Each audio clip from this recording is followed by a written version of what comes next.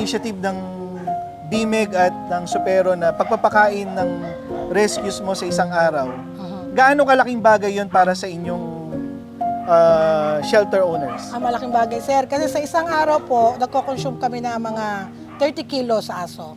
So talaga namang wala naman din kami talagang donor o monthly support po. So talagang challenge talaga sa amin yon. So kung matutulungan po talaga kami ni BIMEG at siyempre sa iyo nga, so napakalaking tulong po nun.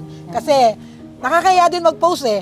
Di ba? Ayaw namin mag-post. Pag nag-post po ako, talagang alam nyo na yun, talagang wala na akong choice. Wala na akong makuha na ng resources. Si Ma'am Leia, yan, meron siyang sariling business. Yes. And then yung business niya na yun ang nagsusupport sa shelter na to. Hindi siya umaasa 100% sa donation. Yes, tama ba? opo. Hindi po talaga. Diba? Oh. Hindi po talaga. Ano yung business natin? Meron po akong garments, nagtatahi po ako ng mga school uniform sa companies po. 36 years na po itong business ko. Okay, so school uniforms, in na in ngayon yan dahil Yes. pasukan, di ba? Opo.